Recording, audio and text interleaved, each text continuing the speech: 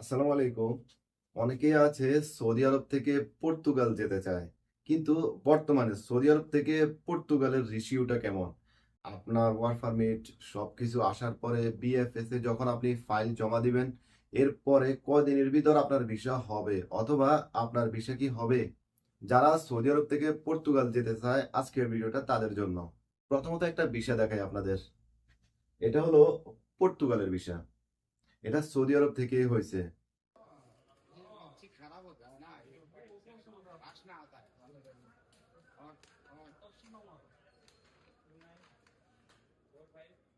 Saudi আরব থেকে Portugal যদি আপনি যেতে চান তাহলে আপনার ভালো একটা এজেন্সি ধরতে হবে। এজেন্সি ধরার পরে সে আপনার ওয়ার্ক পারমিট এনে দিবে, আপনার যাবতীয় সবকিছু সে করে দিবে। শুধু আপনার প্রয়োজন হবে পুলিশ ক্লিয়ারেন্স, এনওসি। এই দুইটা জিনিস যদি আপনি পর্তুগাল যেতে চান সৌদি আরব থেকে কোম্পানির একটা এনওসি প্রয়োজন হবে। এই এনওসিটা যদি আপনাদের প্রয়োজন হয় অবশ্যই আমার কমেন্ট বক্সে কমেন্ট করবেন অথবা আমার হোয়াটসঅ্যাপ নাম্বার দেওয়া থাকবে, হোয়াটসঅ্যাপে নক দিবেন। যে এজেন্সির মাধ্যমে আপনি ফাইল জমা দিয়েছেন সে আপনার সবকিছু রেডি করে দিবে। রেডি করে দেওয়ার পর আপনি বিএফএস এ চলে যাবেন, রিয়াদ, দাম্মাম, মানে যেখানেই আপনার পড়ে সেখানে টাইম টু টাইম তারিখ অনুযায়ী আপনি চলে যাবেন আপনার ফাইলটা নিয়ে। সেখানে গিয়ে কিন্তু দুইটা পদ্ধতি আছে, এক হলো নর্মাল, এক হলো ভিআইপি মানে প্রিমিয়াম। আপনি যদি নর্মালে বিএফএস এ প্রবেশ করেন সেক্ষেত্রে আপনার হয়তো 300 থেকে 400 রিয়াল খরচ হবে। সেক্ষেত্রে তারা আপনার কোনো ফাইলের সমস্যা দেখবে না, সমস্যা আছে কিনা সেটা দেখবে না। আর যদি আপনি প্রিমিয়ামে প্রবেশ করেন সেখানে তারা আপনাকে একটু বাড়তি সুযোগ সুবিধা দেখবে, তারা আপনার ফাইলগুলো দেখবে, কোনো সমস্যা থাকলে তারা আপনাকে সেটা সমাধান করে দিবে অথবা সেটা নিয়ে আসার জন্য বলবে। সৌদি আরব থেকে পর্তুগালে বিএফএস পেজ করার পরে একটাই সুবিধা, আপনার ফাইলের সাথে আপনি আপনার পাসপোর্টটাও সাবমিট করতে হবে, মানে পাসপোর্টটাও তাদেরকে দিয়ে দিতে হবে বিএফএস এ। এটাই হলো সুবিধা। আর ইন্ডিয়া থেকে যখন আমরা যাই তখন কিন্তু আমাদের প্রথমত আমরা বিএফএস পেজ করার পরে আমাদের অ্যাপ্রুভেল আসে, অ্যাপ্রুভেল আসার পরে আমরা পাসপোর্টটা ফাটাই। আর সৌদি আরবের সিস্টেম হলো আপনি বিএফএস পেজ করার পরে আপনার পাসপোর্টটা সহ ফাইল সহ একসাথে দিয়ে দিবেন। এবার আসেন আপনার পাসপোর্টে ভিসা কয় দিনের ভিতরে লাগবে অথবা কেন আপনি রিজেক্ট হবেন।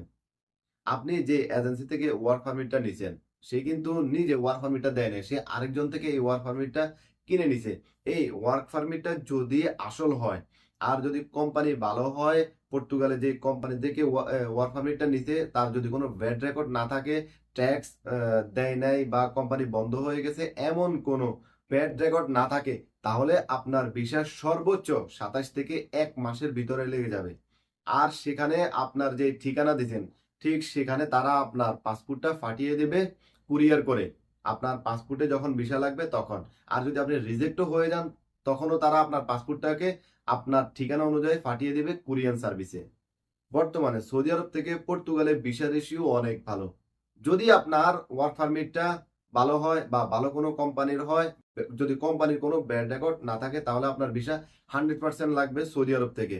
তো আপনার ভিসা 100% হবে যদি আপনি যথাযথ কাগজপত্রগুলো নিয়ে বিএফএস এ ফাইল জমা দিতে পারেন। যাদের এনওসি অথবা সৌদি আরবের পুলিশ ক্লিয়ারেন্স লাগবে তারা অবশ্যই আমার কমেন্ট বক্সে কমেন্ট করবেন অথবা আমার পুলিশ ক্লিয়ারেন্সের অনেক ভিডিও আছে, আপনারা চাইলে নিজেও পুলিশ ক্লিয়ারেন্স বানাতে পারবেন। আমার চ্যানেলের নিচে চলে যাবেন, অনেক অসংখ্য ভিডিও আছে পুলিশ ক্লিয়ারেন্স নিয়ে। আল্লাহ হাফেজ, আসসালামু আলাইকুম।